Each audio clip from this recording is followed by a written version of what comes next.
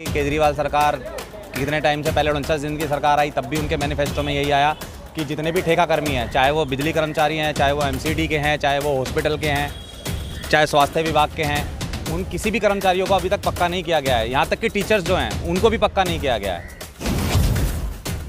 जो बिजली कर्मचारी दिल्ली की जनता को सुचारू रूप से बिजली सप्लाई दे रहे हैं वो आज भी कच्चे हैं। वो आज ठेके पे लगे हुए हैं, मतलब ठेके के अंदर ठेका दिया हुआ है। अगर टेक्नोलॉजी से हमें कोई दिक्कत नहीं है, टेक्नोलॉजी आए हम उसका स्वागत करते हैं, वेलकम करते हैं, हमें कंपनी से भी कोई दिक्कत नहीं है, बट जो हमारा हक है हम उसे लेने के लिए कोशिश कर रहे हैं, उसके लिए लड़ाई करेंगे और जीतेंगे। सितंबर के बाद में अगर हमारा कोई रेगुलेशन नहीं हुआ या हमारे बीच से कोई ठेकेदारी नहीं हटी तो हम बिजली ठप कर देंगे और जिससे उसकी जनता को प्रभाव पड़ेगा और इसके जिम्मेदार केजरीवाल जी होंगे। तो जवानी में लड़के लगे थे 2004 के 2002 में प्राइवेटेशन हुआ था बीएसईएस का। जो लड़के जवानी में लगे थे उन पर बुढ़ापा आ चुका है। अब इस दौर में अगर उन्हें हटाया जाए तो वो कहाँ जाएंगे? इतनी जो तनख्वाह है जो भी उन्हें मिल रही है वो तनख्वाह ना तो अब बाहर मिल पाएगी। हम घर घर जाकर अगले चुनाव में अगर हमारी मांगें नहीं मानी गई, हमारे बीच से ठेकेदार नहीं हटाए गए, हमको पक्का नहीं किया गया, तो हम एक बार फिर मुहिम छोड़ देंगे कि दिल्ली की सत्ता से अरविंद केजरीवाल जी को उतार के फेंक देंगे। तो आज मैं दिल्ली आईटीओ पे हूँ और आईटीओ पे यहाँ पर दिल्ली विद्युत बोर्ड वालों की तरफ से एक केजरीवाल सरकार के खिलाफ एक आंदोलन हो रहा है और तकरीबन अंदर जो है इस ऑडिटोरियम के अंदर जो है हज़ारों की तादाद में लोग पहुँचे हुए हैं और इंजीनियर डीसी कपिल जी के आह्वान पे यहाँ पर सभी विभाग जो हैं वो पहुँचे हुए हैं। कारण क्या है ये पूछना चाहेंगे और लोगों से भी कि आज का कारण क्या है कि आप लोग यहाँ पर पहुँचे? हम लोग बीएसईएस डिपार्टमेंट से हैं जी और यहाँ पे काफ़ी डिपार्टमेंट हमारे आए हुए हैं। किसी को 15 साल, किसी को 20 साल, किसी को 25 साल नौकरी करते हो गए और यहाँ पे जो भी सैलरी मिल रही है वो किसी की 14,000, किसी की 18,000, किसी की 20,000। अब आप मुझे बताइए कि 15,000 या 20,000 में कई परिवार चल सकता है? हमारे आदरणीय माननीय डीसी कपिल साहब इंजीनियर संघ के पहले भी अध्यक्ष रह चुके हैं, आज भी ये अध्यक्ष हैं और वो इस संघर्ष को कर रहे हैं, इस संघर्ष में लड़ाई लड़ रहे हैं। हमारे कम से कम 20,000 के आसपास तो 20 में ही कार्य कर रहे हैं। मैं सभी साथियों से अनुरोध करूंगा कि एक ही मंच पे चाहे एमसीडी वाले हों, चाहे जल बोर्ड वाले हों, चाहे बिजली कर्मचारी हों, एक ही मंच पे आएँ और अपने मान सम्मान के और हक की लड़ाई के लिए सदैव तैयार रहें। तो आपको क्या हटाया जा रहा है क्या यहाँ से? हाँ, दिल्ली में स्मार्ट मीटर लगाने की शुरुआत होने वाली है आने वाले समय में जी। तो इसी चीज़ को देखते हुए ये मुहिम दोबारा शुरू करी है हमने कि अगर दिल्ली के स्मार्ट मीटर लग जाएंगे, जो हम 20 साल से मीटर रीडिंग वाले, बिल बांटने वाले, रिकवरी वाले कहाँ जाएंगे? या तो हमें दिल्ली सरकार इस बात की गारंटी दे कि हमें नौकरी से नहीं निकाला जाएगा, तो हम स्मार्ट वर्क हो जाएगा। तो आपको क्या परेशानी है? स्मार्ट वर्क होने से हम लोग जो रीडिंग लेने जाते हैं, बिल बांटने जाते हैं, वो सब खत्म हो जाएगा। अच्छा। जैसे कि जब हम मोबाइल रिचार्ज करते हैं, ऐसे जब तक आपके बिल मीटर में पैसे रहेंगे आपकी लाइट चालू रहेगी, आपका पैसे खत्म, लाइट बंद। तो फिर आपकी जॉब जाने का खतरा है क्या? जी बिल्कुल खतरा है, बिल्कुल खतरा है। आप क्या कहना चाहेंगे इस मामले में? पूरा खतरा है जी, बहुत जॉब जाएगी हमारी, 100% जॉब जाएगी अगर ये स्मार्ट मीटर आएंगे। हम तो आज इसीलिए इकट्ठा हुए हैं कि जो स्मार्ट मीटर है ये ना लगे दिल्ली में, और लगते हैं तो हमें जॉब सिक्योरिटी दी जाए। जॉब की सिक्योरिटी दी जाए। आपसे भी जानना चाहूँगा कि स्मार्ट वर्क तो बहुत अच्छा होता है और युवाओं के लिए तो और भी ज़्यादा अच्छा है, तो क्या आपको ये लगता है कि आपकी नौकरी खतरे में यहाँ पर? बिल्कुल सर, अगर स्मार्ट मीटर आते हैं तो बहुत सारे काम खत्म हो जाएंगे बीएसईएस से, जैसे कि रिकवरी खत्म हो जाएगी। जब रिचार्ज होंगे तो रिकवरी लेने का तो मतलब ही नहीं, कोई बिल लेने जाएगा ही नहीं, घर पे पैसे लेने नहीं जाएगा। जो बिल वाले लड़के बिल बांटते हैं वो भी सारे खत्म हो जाएंगे। मीटर रीडिंग जो लड़के करते हैं वो भी खत्म हो जाएगी, क्योंकि ऑलरेडी जो स्मार्ट मीटर है उसमें जीपीएस लगा हुआ है, ऑटोमेटिकली जो रीडिंग जाएगी वो डिवीज़न में चली जाया करेगी। तो उससे हमारा क्या होगा, हमारे बच्चों का क्या होगा?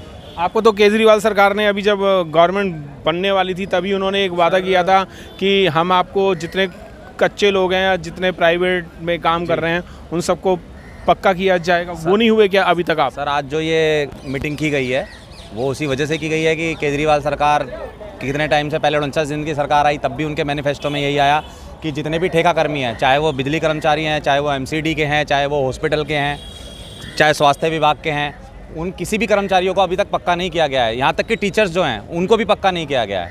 तो आज जो ये जमा हुए हैं सारे बंदे, वो इसीलिए जमा हुए हैं। खतरा है यानी कि आप लोग? सर खतरा है। अगर टेक्नोलॉजी से हमें कोई दिक्कत नहीं है, टेक्नोलॉजी आए हम उसका स्वागत करते हैं, वेलकम करते हैं, हमें कंपनी से भी कोई दिक्कत नहीं है। बट जो हमारा हक है हम उसे लेने के लिए कोशिश कर रहे हैं, उसके लिए लड़ाई करेंगे और जीतेंगे। बिल्कुल, जीतने की कोशिश में आप भी लगे हुए हैं। सारे मजदूरों की प्रॉब्लम है क्या ये?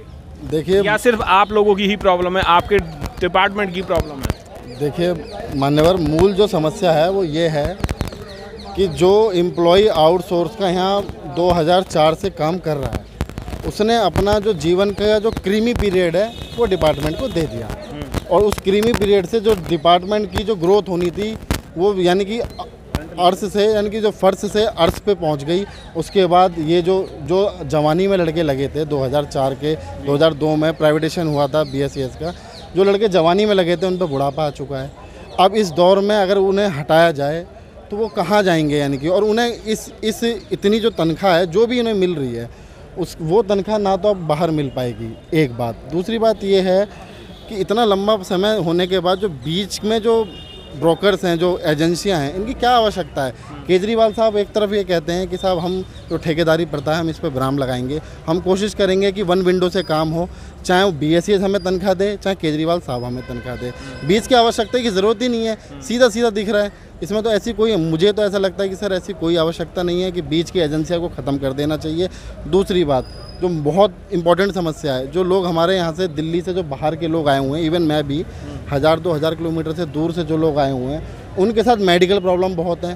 क्या दिल्ली सरकार हमारी गारंटी, जब दिल्ली सरकार राह चलते ESI कार्ड तो आपका है ना? सर मेरी बात, ESI से अगर हमारे एम्प्लॉय को कंपैरिजन करा जाए तो ESI की एज ए फैसिलिटी, केजरीवाल साहब ये कहते हैं कि राह चलते आदमी का एक्सीडेंट हो जाए, चाहे कोई भी है, हम उसका 2 लाख रुपए का बीमा फ्री ऑफ कॉस्ट देंगे, बिना नाम के, बिना पंजीकृत के। तो क्या हमारी ऑर्गेनाइजेशन में क्या हमें मेडिकल फैसिलिटी नहीं मिल सकती? आज दिल्ली में केजरीवाल जी की सरकार है। केजरीवाल जी सरकार आपको पता है कैसे आई? बिजली विभाग का नाम लेके दिल्ली में केजरीवाल जी आज सत्ता में बैठे हुए हैं। लेकिन आज जो बिजली विभाग का कर्मचारी जो आज दिल्ली की जनता को सुचारू रूप से बिजली सप्लाई सेवा दे रहे हैं अपनी, वो आज ठेके पे लगे हुए हैं। मतलब ठेके के अंदर ठेका दिया हुआ है, ठेके के अंदर ठेका दिया हुआ है और उसके अंदर काम कर रहे हैं। जो बिजली कर्मचारी दिल्ली की जनता को सुचारू रूप से बिजली सप्लाई दे रहे हैं वो आज भी कच्चे हैं। लेकिन दिल्ली के और हमारे दिल्ली सरकार आज मजे ले रही है, अपने वादे भूल गई। लेकिन मैं दिल्ली सरकार से एक बात कहना चाहूँगा कि जिस प्रकार दिल्ली के बिजली विभाग के आउटसोर्स कर्मचारियों ने उनको जिताने में घर घर जाकर अपील की थी, उसी तरह हम घर घर जाकर अगले चुनाव में अगर हमारी मांगें नहीं मानी गई, हमारे बीच से ठेकेदार नहीं हटाए गए, हमको पक्का नहीं किया गया, तो हम एक बार फिर मुहिम छोड़ देंगे कि दिल्ली की सत्ता से अरविंद केजरीवाल जी को उतार के फेंक देंगे इस सरकार को। क्योंकि जो कंपनी है BSES वो सीधा ठेकेदार को पेमेंट करती है, ठेकेदार कर्मचारियों को करते हैं। तो इसलिए बीच में बहुत सारा झोल है, घपला है। अगर ये ठेकेदारी प्रथा हट जाती है और कंपनी अपने पैरोल पे सारे कर्मचारियों को ले लेते तो काफ़ी 10-15 हज़ार रुपये सैलरी में ग्रोथ हो जाएगी जो बात। और केजरीवाल जी की जब सरकार आई थी तो इन्होंने यही कहा था कि हम ठेकेदारी प्रथा को हटाएंगे, बीच में से जो भी ठेकेदार हैं उनको हटा के और डायरेक्ट उनको पेमेंट या सैलरी दिलवाएंगे। बिल्कुल, बीच में से ठेकेदारों को हटा दिया जाए। जब वो स्मार्ट मीटर ही ले आएंगे तो ठेकेदारों की भी क्या ज़रूरत पड़ेगी? जो हम लोग 20 साल से इस संस्थान में काम कर रहे हैं, हम लोग कहाँ जाएंगे? दिल्ली विद्युत बोर्ड ने पहले वाले लोगों को, डेसू वालों को मुआवजा दिया था या वॉलंटरी रिटायरमेंट दे करके उनको हटा दिया था। अगर आपको भी अगर ऐसे हटाएं तो आप हट जाएंगे? वो कर्मचारियों के ऊपर डिपेंड करता है जी, कि भाई अगर किसी को एक साथ, जैसे वो BRS का, जिसको BRS बोलते हैं, BRS के रूप में जिनको एक मुश्त पैसा दे दिया जाता है कि भाई एक मुश्त आप पैसा ले लो, या फिर जिनको BRS चाहिए उनको BRS दे दी थी उन्होंने जब प्राइवेटेशन हुआ था, और जिनको नौकरी की करनी थी वो नौकरी कर रहे हैं आज भी, वो आज भी कर रहे हैं नौकरी। लास्ट आपकी क्या मांग है? हमारे बीच में से जो ठेकेदार हैं उनको हटाया जाए। BSS में 20 साल से काम कर रहा हूँ और ऐसे हमारे कितने लाखों साथी हैं जो 20 से 25 साल से काम कर रहे हैं। माननीय केजरीवाल से हम कहना चाहते हैं कि अगर सितंबर के बाद में अगर हमारा कोई रेगुलेशन नहीं हुआ या हमारे बीच से कोई ठेकेदारी नहीं हटी तो हम बिजली ठप कर देंगे और जिससे उसकी जनता को प्रभाव पड़ेगा और इसके जिम्मेदार केजरीवाल जी होंगे। बिल्कुल, मैं ये भी पूछना चाह रहा था कि अगर ये लोग नहीं मानते तो आपके कोई आंदोलन भी रहेंगे? बिल्कुल रहेंगे। हमने अगली डेट डिसाइड भी कर दी है कि 27 सितंबर 13 दिसंबर की दिवाली है। हम 1 महीने का टाइम देंगे दिल्ली सरकार को कि 1 महीने के अंदर हमारी मांगों को माने और बीच में से ठेकेदार को हटाएं। और अगर ये मांग नहीं मानी गई तो हम दिल्ली की सप्लाई को भी बंद कर देंगे, जिसका पूरा दायित्व दिल्ली सरकार का होगा, अरविंद केजरीवाल जी का होगा। उसकी जिम्मेदारी हमारी कुछ नहीं होगी क्योंकि हम 1 महीने का अल्टीमेटम ऑलरेडी पहले दे रहे हैं। जब केजरीवाल की सरकार आती है वो कहते हैं हम आउटसोर्स के कर्मचारियों को पक्का करेंगे जी, लेकिन आज तक उनकी 2013 में सरकार आई, 2015 में सरकार आई, 2020 में सरकार आई। हर मैनिफेस्टो में उनके में ये था कि हम कच्चे कर्मचारियों को पक्का करेंगे। और जब जहाँ पे परमानेंट नेचर का काम है, भाई बिजली का काम है, दिल्ली की जनता को बिजली चाहिए ही चाहिए, बिजली चाहिए, पानी चाहिए, ये परमानेंट काम है। इन विभागों में टेम्परेरी आउटसोर्स लड़कों की ज़रूरत क्या है? मेरे तो ये समझ में नहीं आती। जब ये काम परमानेंट नेचर है तो फिर ये इसमें आउटसोर्स की ज़रूरत क्या है? इसमें दलाली हो रही है, बीच में ठेकेदार रख के कंपनी के या सरकार के जो भी नुमाइंदे हैं वही उन्हीं की एजेंसियां हैं और वही ये इस लोग को चला रहे हैं। बिल्कुल, मैं आपको बताना चाहूँगा कि BSES की तरफ से एक ऐलान अंदर भी हो रहा था कि 27 सितंबर को एक आंदोलन होगा। अगर हमारी मांगें 1 महीने में नहीं मानी गई तो 27 सितंबर को आंदोलन होगा। और आप लोग जितने भी व्यूवर्स देख रहे हैं, जितने भी जान पहचान वाले दिल्ली के हैं, उनके लिए मैं बताना चाहूँगा कि 27 तारीख को या फिर 27 तारीख के बाद पूरे दिल्ली में बिजली गुल हो जाएगी।